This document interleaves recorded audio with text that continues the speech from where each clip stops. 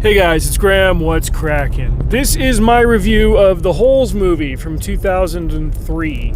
I started recording this and I ended up going too hard into the weeds on how movies used to just generally be good. You could have a weekend where 4 or 5 movies would come out and there'd be like 2 of them that you definitely wanted to see. That started tapering off. Like if you go back decade after decade, you can see where the line starts to go down. Well, 2003 was still like mostly in the thick of good movies. Like anything that came out, you would generally like want to go see it, and there would be a rewatchability to it that made it worth owning on DVD before streaming came in and just mucked up that whole process. But we told my kids about this movie. They wanted to see it. We've got a rule where if there's a kid's book of it, they've got to read the book first. Like, they wanted to see Jurassic Park, but we weren't going to make them read Crichton before they watched the movie.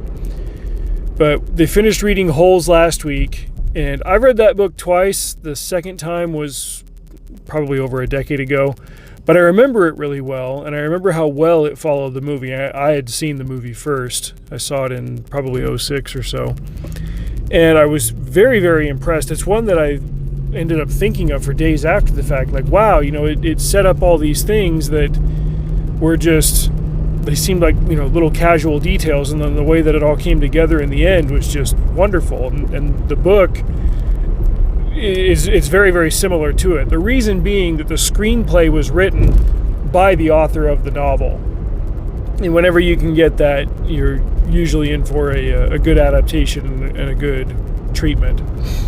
Excuse me. I discussed it with my wife after we watched the movie, and she says, yeah, there's only like 2 things that I can think of that were different. The whole bit about how like the spotted lizards won't bite you if you've been eating Sam's sweet onions, that was kind of dropped at the end of the book as a whole, like, oh wow, like wonder why Zero and Stanley didn't get bit by the lizards when they were down in the hole with the trunk, and that's why it was a end of book reveal, whereas in the movie it kind of comes in the middle of it. And then the whole bit with Kate Barlow burying the treasure and pissing off Trout Walker and him finding out that it's buried somewhere in the dried up lake and he's never going to find it. That was a little bit more involved. It was very condensed for the movie, but sometimes they've got to do that. But it still worked tremendously well. This was a movie that had a very stacked cast from top to bottom. Even the small bit parts on the side, like Stanley's parents, Henry Winkler and Siobhan Fallon Hogan. I always get her mixed up with like Marcia Gay Harden, just because they've got the 3 names and I feel like they look kind of similar, but I remember her most from Men in Black. Like, I got your skin is hanging off your bones. Like she had that weird trailer park accent, but she does a great job of playing the mom well. And then for the camp counselors, when you John Voight playing Mr. Sir, he played like this crazy eccentric type guy, but he was just at the borderline edge of being over the top. He knew how to toe that line so well. And Pendanski, played by Tim Blake Nelson, he can very easily be just a little bit too wacky, but again, like I felt like he balanced his performance really well there. And then of course, like when you find out that the warden is a woman, and my wife said, oh, remind me who played the warden before the warden is revealed, because she couldn't remember. She just knew that it was some big name actress, and then it's Sigourney. Like there's a twist, like, oh, this hardcore warden that everybody's afraid of is a woman. And Sigourney has always played she's always been able to play a tough and intimidating female figure, like ever since Ripley. But she didn't bring in like the swagger of it all. She was just dangerous in a very feminine way. This was, I think, Shia LaBeouf's first big film role. Everybody still knew him as like the Even Stevens kid from that late 90s Disney show, and like, oh wow, cool, he's in a movie now. And then a few years later he was with John Voight again in Transformers. It didn't take him too long to make the jump. He was in a lot of stuff in the mid to late 2000s. And, once he made his bread and butter in Transformers, it seemed like he could just go and do whatever. He kind of had a drop off there in the late 2010s, and he's been going through some personal stuff. But, this was his first, real big mainstream movie role, and, he did great. He played a very likable protagonist, even though he's dealing with this family curse. He's trying to be optimistic without being so Pollyanna about it. And, even though he landed at Camp Green Lake, he's not doing the whole woe is me thing. He's just going along with it. He's trying to be a good kid, doing what he's supposed to do, and he's changing throughout it. You see how he goes from being so, hat in hand and, I'll try to be positive about it, to, a little bit worn down from having to dig holes in the sun all day long. But he changes in ways that are important. Like he toughens up and he starts to, learn how to throw a punch back at the other kids who bully him, but he also learns to earn their respect in certain ways by doing the things that a camp kid is supposed to do. You dig your hole, you push back, you don't let anybody push you around, don't go looking for trouble, and he ends up having an influence on them. They end up really cheering for him and rooting for him as he encourages Zero, and then goes and does something heroic trying to steal the water for Zero. And I really like multi-generational stories like this, big family stories, things where, stuff that happened generations ago can get fixed. People can find closure for things that, hurt their ancestors or that echoed throughout time. Obviously, the story bits with the Yelnats family and the Zeroni family, being fulfilled in Stanley and Hector was very touching and moving. The story with Sam and Kate with the Texas folks in the late 1800s was somewhat disconnected from the whole Yelnats and Zeroni bit, but it became tied in because of where it all happened. It was just a really brilliant piece of storytelling. Every once in a while you'll see something from an author like this who is established as kind of a sub-mid-lister. They've written some things that you've probably heard of, but if you've read them, they weren't very good. They were just kind of like, oh, here's another genre piece for a narrow target audience. Louis Sachar was known for the Wayside School series, which I read one or two of those in elementary school, and they were kind of forgettable. It's just about this wacky school where wacky things happen, and oh well. I couldn't even tell you the name of a single character from them.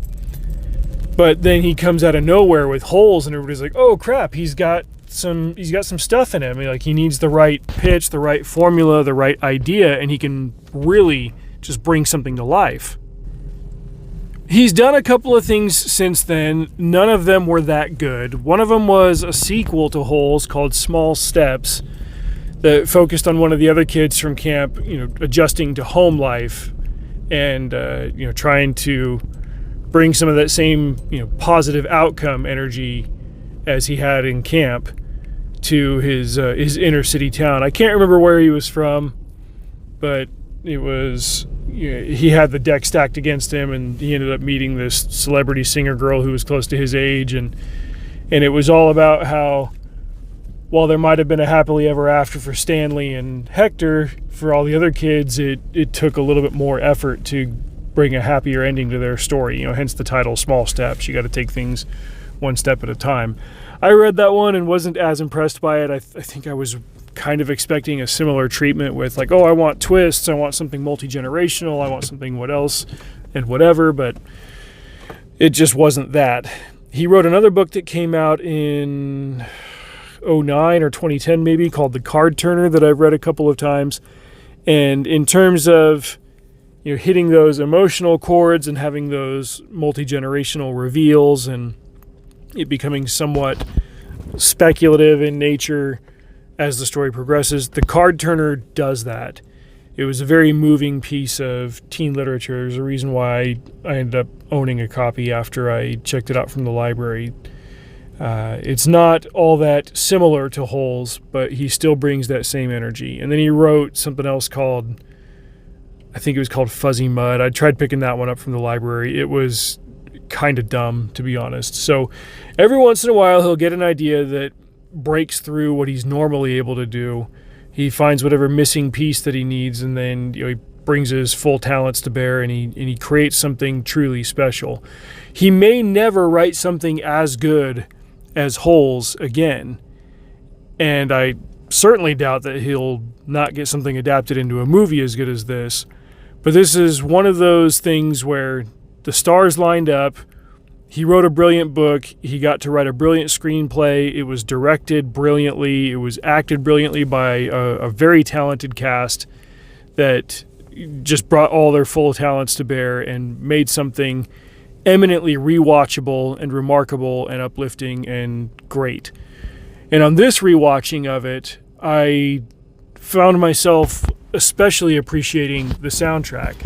I never remembered it really standing out to me before, but I paid a little bit closer attention to the songs and thought, like, there may have been one or two popular tracks that I had heard of before, but for the most part, it was just, it fit the mood, it fit the setting, it fit all of that, and I found myself jumping on eBay, looking for old CDs of it so I could get a copy for myself. Thought, this is one that I'd really want to listen to again. I wish that studios made more movies like this.